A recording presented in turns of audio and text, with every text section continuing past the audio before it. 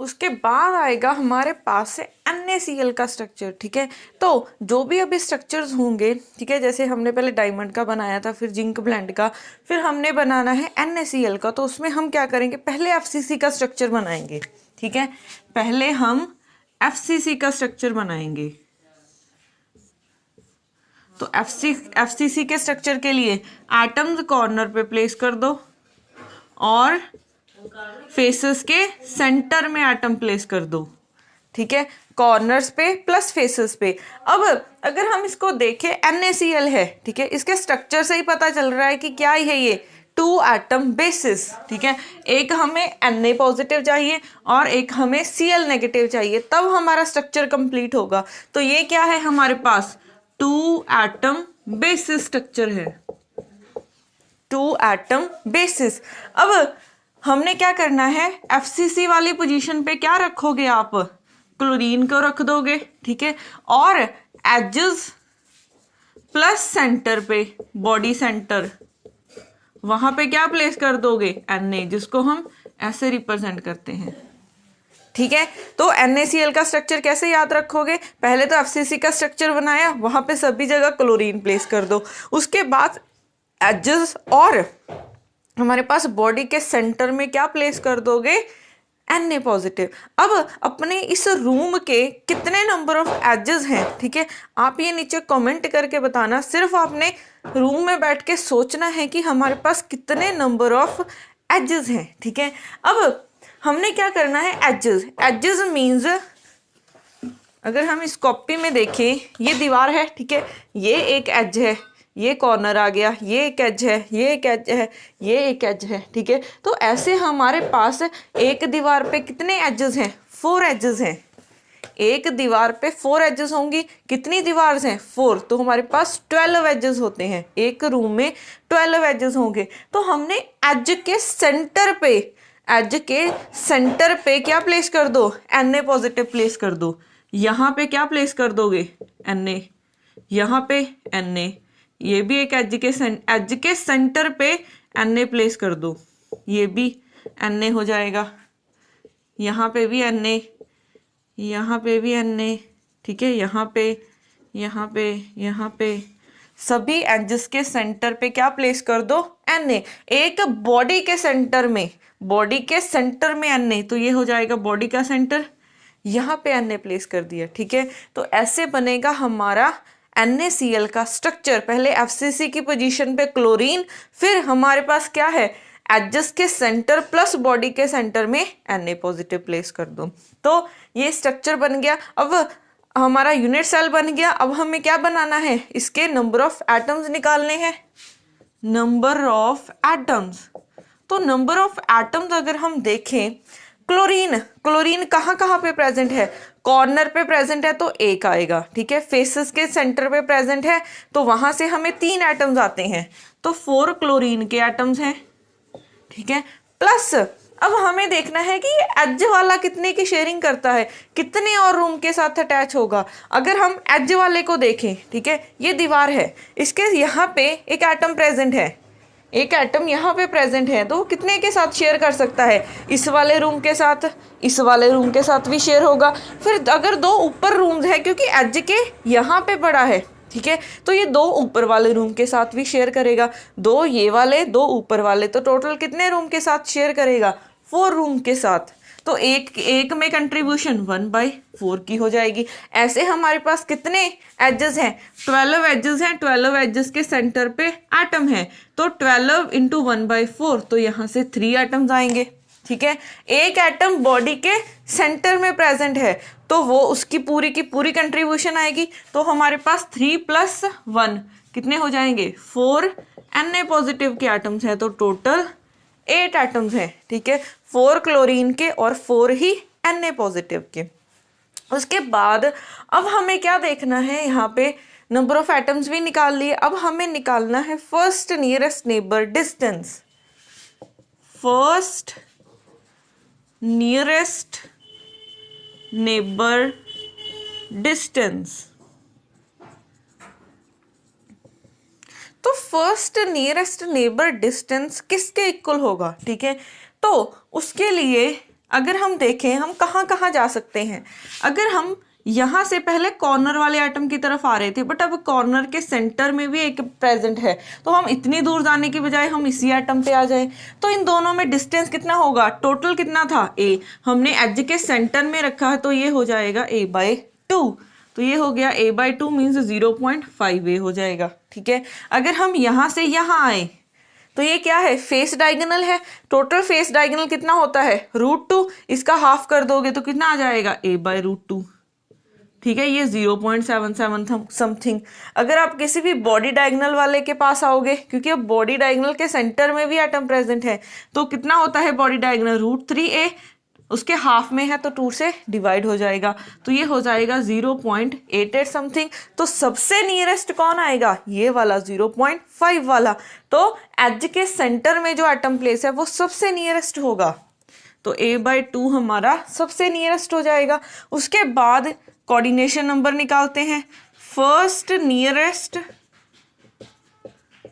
Neighbour atoms, ये क्या हो जाएगा हमारा कोऑर्डिनेशन नंबर। ठीक है, तो फर्स्ट नियरेस्ट नेबर एटम्स किसके इक्वल होंगे, हमने यहाँ से a/2 डिस्टेंस ट्रेवल करना है। ठीक है, वो कैसे जा सकते हैं, अब ये हम पहले भी कर चुके हैं, हम पहले कॉर्नर वाले एटम की तरफ आ रहे थे, हम एक रूम में कितने कॉर्नर्स के पास जा सकते हैं, 3 कॉर्नर्स के पास। ठीक है, तो उसके हाफ पोजीशन पे ही जाना है। ठीक है, तो अब आपने क्या करना है, एक रूम में एक, अगर ये सामने वाली दीवार है, ठीक है, इसके ये सामने वाली दीवार है, इसके नीचे आ सकते हो इस तरफ, फिर एक यहाँ पे होगी, तो ऐसे 3 के पास जा सकते हो। फिर ऐसे ही साथ वाले रूम में देखोगे 1 आ जाएगा, उसके साथ वाले में कितना आ जाएगा 1, फिर इसमें कोई भी नहीं आएगा, तो ऐसे आप फिर ऊपर वाले फ्लोर में देखोगे वहां से 1 आएगा, तो टोटल 6 एटम के पास आ सकते हो। तो इसको इमेजिन करके देखना जैसे हमने सिंपल क्यूबिक में किया था। ठीक है, बिल्कुल सेम है ये।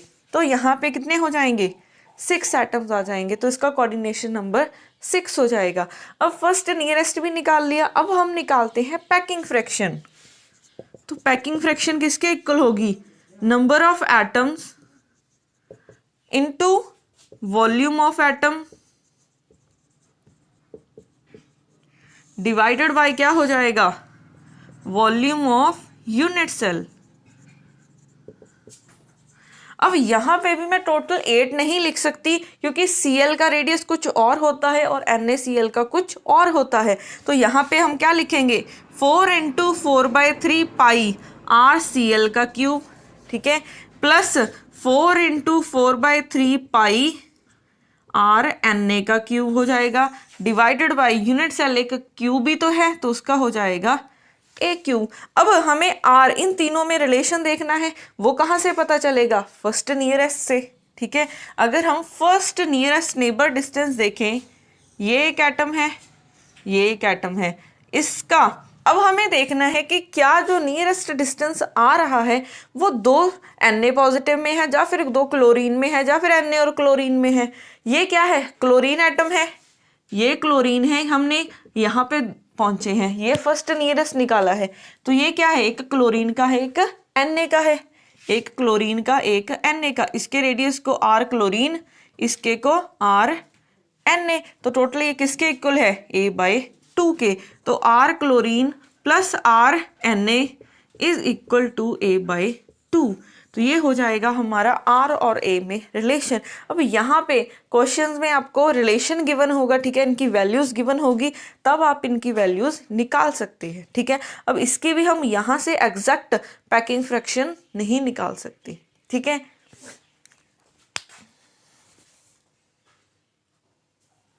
नेक्स्ट आता है हमारे पास सीजियम क्लोराइड का स्ट्रक्चर। तो इसके लिए हमें क्या करना है, पहले हमें एक सिंपल क्यूबिक स्ट्रक्चर बनाना है। सिंपल क्यूबिक की जगह जहाँ जहाँ सिंपल क्यूबिक के एटम्स होते हैं वहाँ पे आप सीजियम प्लेस कर दोगे, तो ये क्या होगा, सिंपल क्यूबिक का स्ट्रक्चर। सिंपल क्यूबिक पे एटम्स कहाँ पे प्रेजेंट होते हैं, कॉर्नर्स पे, तो कॉर्नर्स पे आपने सीजियम रख दिया, कॉर्नर्स पे आपने सीजियम प्लेस कर दिया। अब एक और रूम बनाओ, एक और क्यूब बनाया हमने, ठीक है, अब क्या करो, इसके सभी पोजीशंस पे क्लोरीन प्लेस कर दो, इसके कॉर्नर्स पे हमने क्या किया, क्लोरीन प्लेस कर दिया। ठीक है, क्लोरीन हमारा ऐसे है, एक क्यूब में मैंने क्या किया, सीजियम प्लेस कर दिया, और एक क्यूब में मैंने क्या किया, क्लोरीन प्लेस कर दिया। अब सपोज कर लो इस रूम में मैंने सभी जगह कॉर्नर्स पे, ठीक है, सिंपल क्यूबिक वाली पोजीशंस पे सीजियम प्लेस किया है। अब ऐसे ही एक साथ वाले रूम में मैंने सभी जगह क्लोरीन प्लेस कर दिया। अब क्या करना है, उस रूम को सेंटर से उठा के, इस रूम को सेंटर से नहीं, इस रूम को इस कॉर्नर से उठा के आपने क्या रखना है, इसके बॉडी सेंटर पे रख देना है। इस रूम को उठा के कॉर्नर से, यहाँ से उठा के आपने क्या करना है, इसके इस पोजीशन पे रखना है। ठीक है, अगर आपने इस पोजीशन पे रखा तो कुछ ऐसा स्ट्रक्चर बन जाएगा। ठीक है, कुछ ऐसा स्ट्रक्चर बनेगा। अब अगर हम सोचें, ठीक है, इसकी टोटल लेंथ कितनी थी, ए, इसकी भी कितनी है, ए। अगर आप हम बॉडी के सेंटर में लेके आ रहे हैं, ठीक है, तो उसका कितना पार्ट आएगा, सिर्फ हाफ पार्ट आएगा। इस एज का सिर्फ हाफ पार्ट आएगा। ऐसे ही इसका भी हाफ पार्ट आएगा, इसका भी क्या आएगा, हाफ पार्ट आएगा। तो अगर हम देखें कि इस वाले क्यूब के, इस वाले रूम के इस वाले में कितने नंबर ऑफ एटम्स गए हैं, तो इस कॉर्नर से उठा के हमने यहाँ पे रख दिया है, सिर्फ इतना पोर्शन आ रहा है। ठीक है, क्योंकि इसका भी हाफ पोर्शन आ रहा है, इसका भी हाफ, इसका भी हाफ, तो कोई और एटम इसके अंदर नहीं आएगा। इसको इमेजिन करके देखना कि कोई और रूम आपने एक कॉर्नर से उठा के अगर यहाँ पे रखोगे, ठीक है, तो सिर्फ एक जो कॉर्नर वाला एटम उसके सेंटर में आया है, सिर्फ वो आएगा, बाकी कोई भी एटम उसके अंदर, इस वाले रूम के अंदर नहीं आएगा। तो ये स्ट्रक्चर अब हमारा कुछ ऐसे बन जाएगा, ये स्ट्रक्चर कुछ ऐसे बन गया। कॉर्नर्स पे तो क्लोरीन है, ठीक है, फिर एक बॉडी के सेंटर में क्या आ गया है, सॉरी, कॉर्नर्स पे सीजियम था और बॉडी के सेंटर में क्या आ गया है, क्लोरीन आ गया है। ठीक है, तो अब हमारा ये बनेगा एक यूनिट सेल। इसको रिपीट करते जाएंगे, हमारा सीजियम क्लोराइड का स्ट्रक्चर बन जाएगा। यूनिट सेल पता चल गया। अब हमें क्या निकालना है, number of atoms, number of atoms.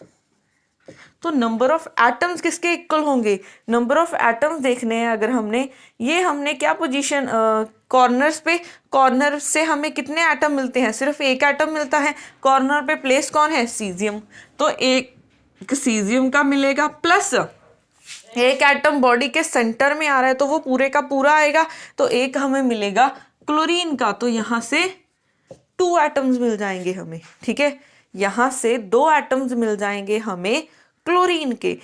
उसके बाद अगर हम नंबर ऑफ एटम्स निकाल लिए, अब नेक्स्ट स्टेप क्या होता है, नियरेस्ट नेबर डिस्टेंस देखना। First nearest neighbour distance, first nearest neighbour distance. तो फर्स्ट नियरेस्ट नेबर डिस्टेंस कहाँ कहाँ, हम इस वाले से अगर जाएं कहाँ कहाँ जा सकते हैं, यहाँ पे गई तो ए डिस्टेंस, यहाँ पे आती हूँ तो रूट ए डिस्टेंस। अगर मैं बॉडी डायगोनल की तरफ आती हूँ तो रूट 3/a होता है, बट उसके हाफ में है तो 2 से डिवाइड हो जाएगा।